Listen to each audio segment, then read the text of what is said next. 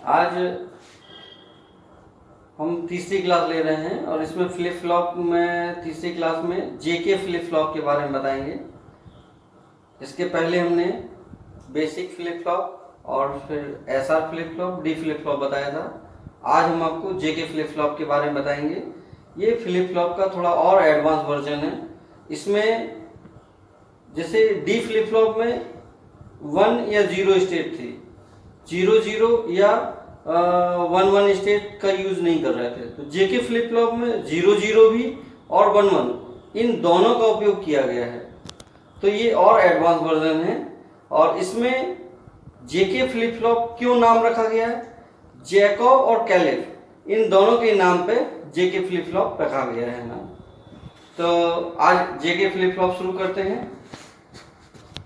इसमें भी यही होगा, नैंड गेट बनाएंगे।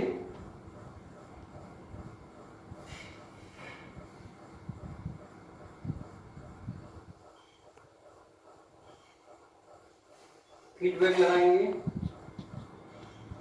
यहाँ से ये फीडबैक लगाएंगे और ये।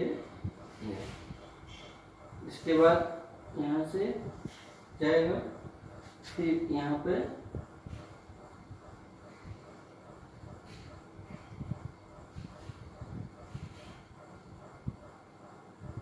ये रहेगा। अब इसमें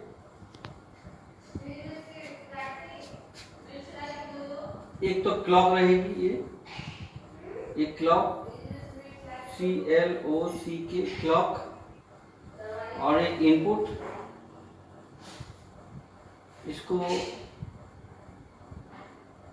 J और K, और ये एक यहाँ से फीडबैक सिस्टम बैक चला जाता है, यहाँ से और एक कनेक्शन यहाँ से।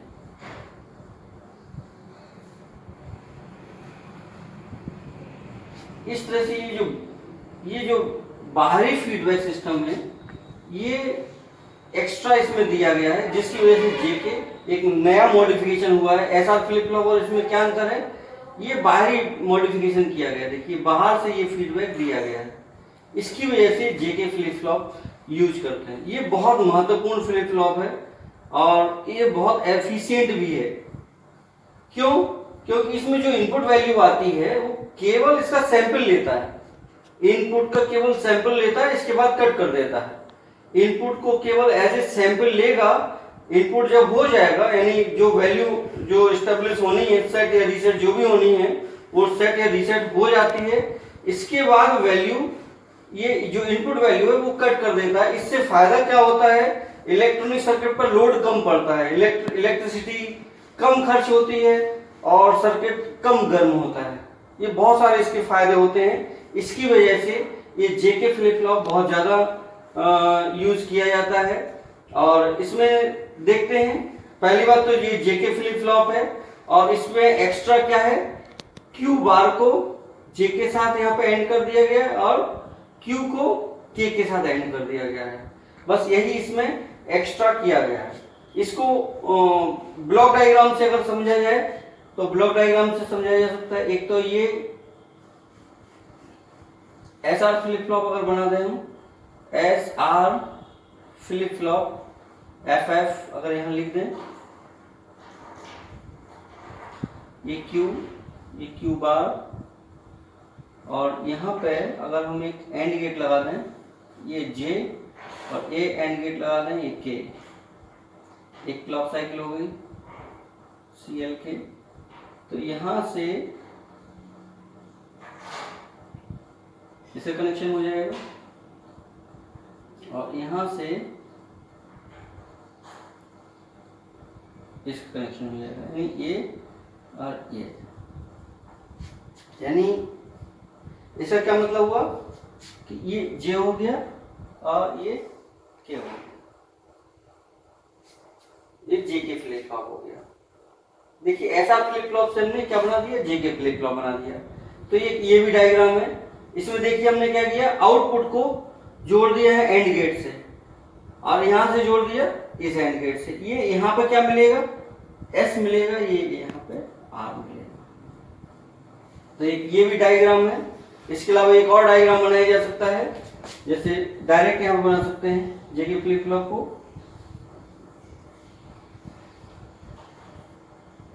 यहाँ पे Q, यहाँ पे Q बार, और यहाँ पे J, यहाँ पे K।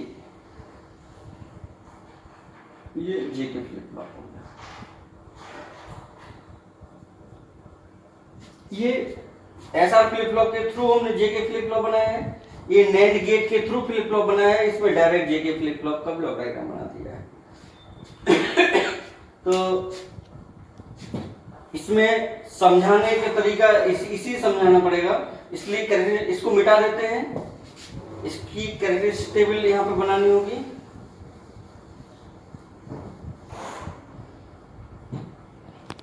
इसकी कैरेक्टरिस्टिक टेबल बनाते हैं। Characteristic table J, K and Q T plus 1, 0 0। अब 0 0 पे देखते हैं, 0 1 पे देखते हैं, 1 0 पे देखते हैं, फिर 1 1 पे। ये 4 वैल्यू पर लेके चलेंगे, क्या आउटपुट आता है। तो सबसे पहले हम इसमें 0 1 लेके चलते हैं, क्योंकि अभी 0 0 है, ब्लैंक है, तो ब्लैंक में तो काम करेगा नहीं, कुछ ना कुछ वैल्यू तो देनी पड़ेगी पहले इसको। तो इसमें J equal to 0 and K equal to 1 देते हैं। तो यहाँ पे J इक्वल टू 0, यहाँ पे K इक्वल टू 1। अब J इक्वल टू 0 है और नैंड गेट की इफेक्टिव वैल्यू 0 होती है। नैंड गेट की डेफिनेशन क्या है? Anywhere is 0 then output must be 1। तो यहाँ पे क्या हो जाएगा? 1 हो जाएगा। ये 1 किसकी वैल्यू है? एस वार की वैल्यू। और यहाँ पे 1 है, ये क्लॉक भी 1 रहेगी और इससे अभी आउटपुट बाहरी फीडबैक सिस्टम से कोई मतलब नहीं है।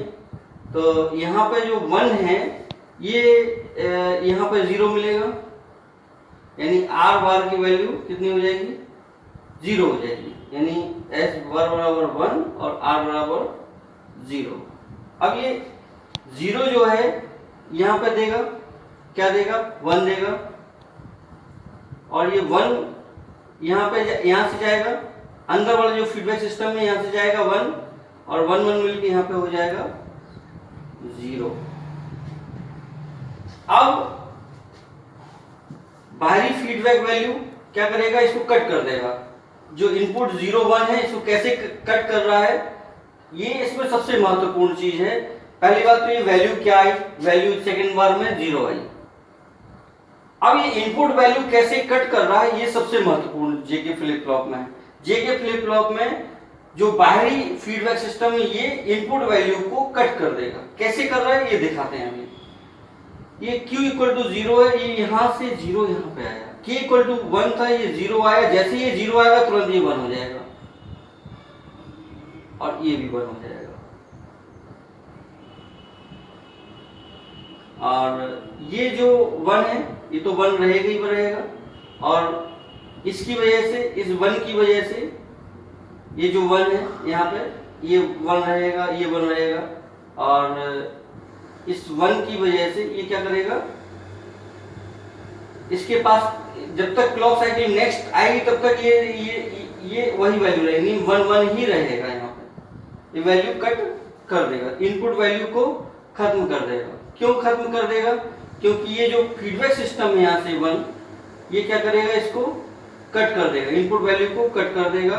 और इसकी वजह से ये 1 1 जब रहेगा तो आउटर फीडबैक जो रहेगा 0 1, इसकी वजह से वैल्यू मेंटेन रहेगी। यानी जो 1 1 था इसकी वजह से वैल्यू मेंटेन रहेगी, यानी 0 1 जो है 0 1 ही रहेगा। तो ये इसकी खास बात है कि इनपुट वैल्यू को ये कट कर देता है बाहरी फीडबैक सिस्टम। सेकंड लेके चलते हैं। जब वैल्यू इसकी अब इसमें एक बात और करते हैं, 0 0 पे लेके चलते हैं। जब इसकी वैल्यू 0 देंगे और यहाँ पे भी 0 देंगे तो 0 0 मिलके क्या हो जाएगा? यहाँ पे 1 1 हो जाएगा। अब ये 1 1 जब हो जाएगा तो क्या होगा,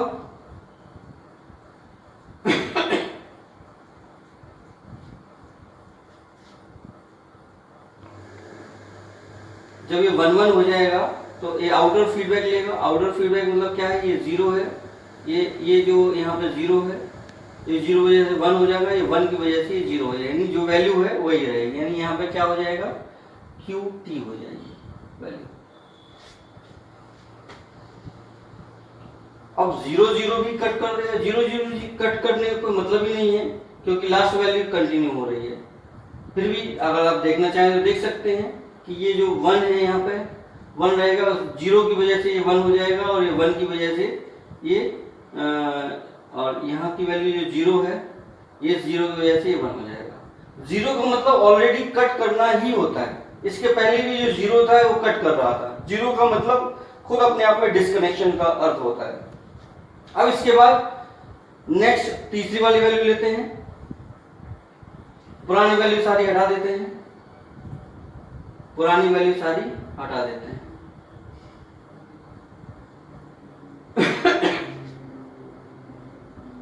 J बराबर 1 और K बराबर 0, पुरानी वाली वैल्यू सारी हटा दी यहां से। J बराबर 1, K बराबर 0, तो K बराबर 0 तो ये निश्चित रूप से 1 ही होगा और J बराबर 1 तो यहाँ पे 0 ही आएगा। ये 0 आएगा तो यहाँ पे इसको 1 आना पड़ेगा क्योंकि इफेक्टिव वैल्यू 0 है, तो इसको 1 आना पड़ेगा और ये जब 1 आएगा तो यहाँ 1 1 मिलके इसको 0 कर देगा। अब देखिए ये 0 का मतलब ये डिस्कनेक्ट ऑलरेडी है पहले से, हमको डिस्कनेक्ट केवल इसको करना है। तो ये देखिए यहाँ से 0 गया और ये 0 यहाँ से जाएगा, यहाँ पे 0 आते ही ये डिस्कनेक्ट कर देगा और ये जब डिस्कनेक्ट कर देगा तो S की वैल्यू 1 हो जाएगी और 1 होते ही ये बाहरी फीडबैक सिस्टम से बाहरी से यानी Q बार की वैल्यू 0 है तो ये 0 यहाँ से 0 ले लेगा तो ये 1 हो जाएगा और ये 1 1 मिलके ये 0 हो जाएगा।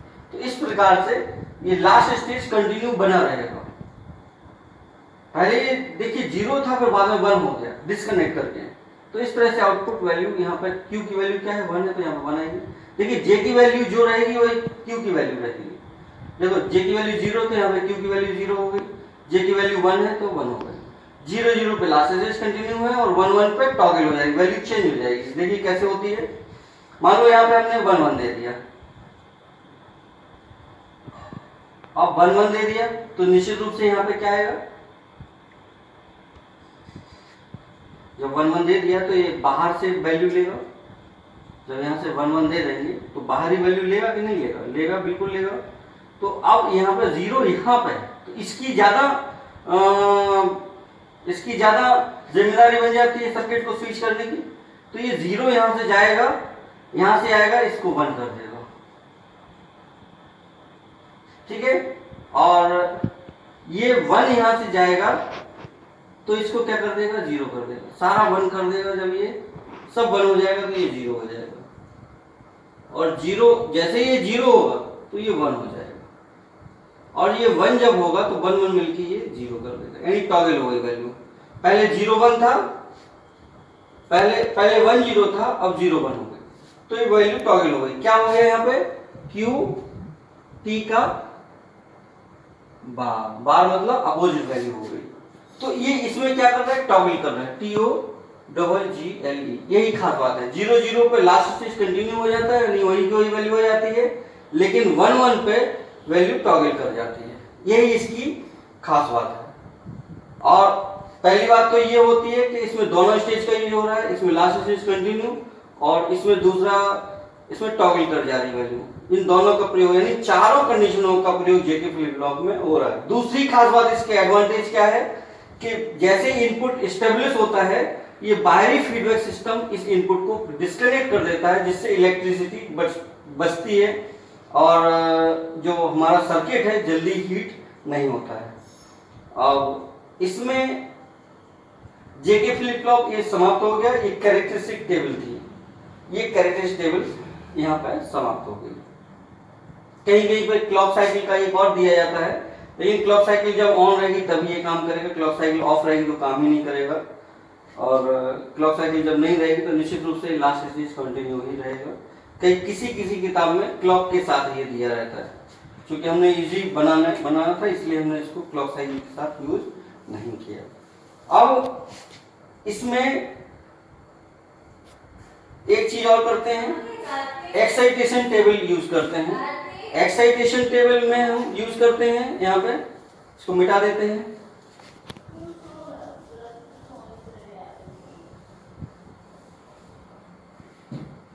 एक्साइटेशन टेबल Q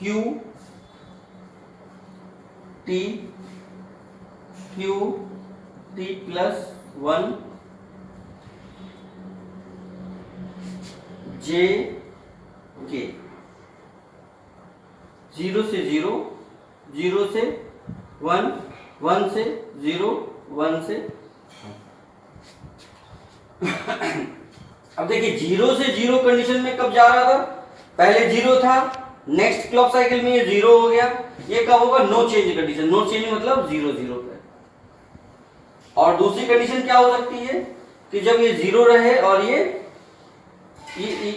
0 से 0 आउट, लास्ट स्टेज 0 है तो इसका 0 होना जरूरी है, ये 1 भी हो सकता है, तो ये दोनों में काम करेगा, दोनों में काम करेगा। इसका मतलब क्या होगा, डोंट केयर कंडीशन। ये क्या होगा, डोंट केयर कंडीशन। अब ये 0 से 1 पे जा रहा है, 0 से 1 पे जा रहा है, इसका मतलब ये एक तो ये चेंज हो रहा है, टॉगल कर रही है वैल्यू, 0 से 1 जा रही है, एक तो ये 1 1 पे काम करेगा। और लास्ट स्टेज 1 है तो ये 1 ही रहेगा, ये 0 भी हो सकता है, यानी 0 1 दोनों हो सकता है k की वैल्यू, लेकिन j की वैल्यू 1 ही रहेगी, यानी ये भी डोंट केयर कंडीशन पे चला जाएगा। तो ये डोंट केयर कंडीशन पे आ गया।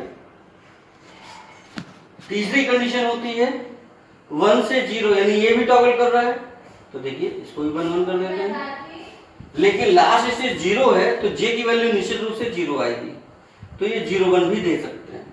अब इसमें जो दोनों कंडीशन है, इसमें 1 और 0 दोनों आ रहा है, इसमें 1 ही आ रहा है, तो इसको क्रॉस कर देते हैं। अब 1 से 1 है, 1 से 1 में कब होगा, जब ये 0 0 रहेगा, 0 0। और दूसरी कंडीशन लास्ट स्टेज 1 है यहाँ पे, तो यहाँ पे 1 ले सकते हैं, 1 0, तो ये दोनों तरह से काम करेगा, 0 0 पे भी काम करेगा और 1 0 पे भी काम करेगा, यानी यहाँ पे हम क्रॉस ले सकते हैं। तो इस तरह से ये एक्साइटेशन टेबल काम करेगी, बहुत आसान है। इसमें अगर आपको क्रेडिट टेबल समझ में आ जाएगी तो ये भी बहुत आसान है, ये भी समझ में आ जाएगा। तो इस तरह से ये जेके फ्लिप फ्लॉप खत्म होता है। अब हम बताते हैं T flip flop. T flip flop मतलब टॉगल फ्लिप फ्लॉप। इसमें जो वैल्यू हर साइकिल पे वैल्यू चेंज हो जाती है, यानी अगर 0 1 है तो 1 0 हो जाएगी, 1 0 है तो 0 1 हो जाएगी, यानी टॉगल मतलब उलट जानी वैल्यू। तो अब हम टी फ्लिप फ्लॉप के बारे में बताते हैं। टी फ्लिप फ्लॉप मतलब टॉगल फ्लिप फ्लॉप। तो इसमें कुछ नहीं करना है, थोड़ा सा मॉडिफिकेशन करना है, ये कैरेक्टर टेबल तो हटानी पड़ेगी।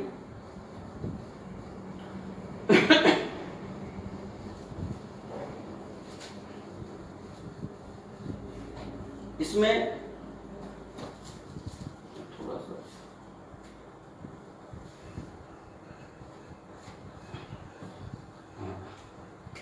अब देखिए, इसमें हम दोनों जोड़ देते हैं तो टी फ्लिप फ्लॉप हो जाएगा, ये तो ये क्या हो जाएगा, टी फ्लिप फ्लॉप। इसमें भी दोनों जोड़ देते हैं और यहाँ से निकाल देते हैं तो ये टी फ्लिप फ्लॉप। बस इतना ही अंतर था। और इसमें जब हम 0 देंगे, इसमें टी इनपुट रहेगा, क्लॉक साइकिल भी ले सकते हैं इसमें। चलिए इस बार क्लॉक ले लेते हैं, क्लॉक साइकिल CLOCK क्लॉक, और ये QT प्लस 1। क्लॉक अगर नीचे रहेगी तो क्या होगा, ये इनपुट नहीं जाएगा और ये वैल्यू क्या रहेगी, वो QT ही रहेगी। लेकिन अगर जैसे ही ऑन होगी वैल्यू तो ये 0 रहेगा, तब भी ये QT ही रहेगा। लेकिन अगर क्लॉक ऑन है और ये 1 है तो वैल्यू तुरंत चेंज हो जाएगी, QT का बार, बार यानी डैश। जैसे जब यहाँ पे हम इसकी 0 वैल्यू देते हैं तो ये क्या हो जाएगा, ये 0 हो जाएगा, और ये क्या हो जाएगा, ये भी 0 हो जाएगा। ये 0 होने से ये 1 1 हो जाएगा, और ये जब 1 1 हो जाएगा तो लास्ट स्टेज कंटिन्यू रहेगी, यानी ये 0 हो जाएगा। अगर ये 0 1 है तो 0 1 ही रहेगा। देखिए ये 0 यहाँ से गया तो ये 1 हो जाएगा, और ये 1 1 मिलकर 0 हो जाएगा। तो पहली स्टेज के लिए हो गया। इसके पहले जो क्लॉक 0 थी, तो अगर क्लॉक 0 रहेगी तो ये 1 1 रहेगा, 1 1 रहेगा, तो ये निश्चित रूप से वही की वही वैल्यू इसमें रोटेट होती रहेगी। अब इसको हम 1 दे के देखते हैं। अगर t इक्वल टू 1 दे देंगे तो इसका भी 1 होगा, इसकी वैल्यू भी 1 होगी, और जब ये 1 होगी तो बाहर से वैल्यू लेगा, ये 0 लेगा। यहाँ पे 0 की वजह से क्या होगा, ये 1 हो जाएगा, और ये 1 यहाँ पे 1 1 लेके जाएगा पूरा, तो ये क्या हो जाएगा, 0 हो जाएगा। जब ये 0 हो जाएगा तो ये तुरंत 0 की जगह 1 हो जाएगा यहाँ पे, और ये 1 1 मिलके ये 0 हो जाएगा, यानी वैल्यू जो पहले थी उसकी अपोजिट वैल्यू हो गई। जो पहले 0 1 थी वो 1 0 हो गई। फिर अगर इसके बाद फिर नेक्स्ट क्लॉक साइकिल आएगी, हर क्लॉक साइकिल पे वैल्यू टॉगल करेगी। 1 की जगह 0 आएगा, 0 की जगह 1 आएगा, यानी जितनी बार वैल्यू देंगे, जितनी बार क्लॉक साइकिल चेंज करेगा, उतनी बार ये वैल्यू अपने आप चेंज होती जाएगी। इसीलिए इसको टॉगल फ्लिप फ्लॉप कहते हैं। अब इसकी ये कैरेक्टरिस्टिक टेबल थी। इसी तरह से बना देंगे इसका एक्साइटेशन टेबल। एक्साइटेशन टेबल देखो कैसे बनती है, फटाक से बता देते हैं, 2 मिनट का काम है।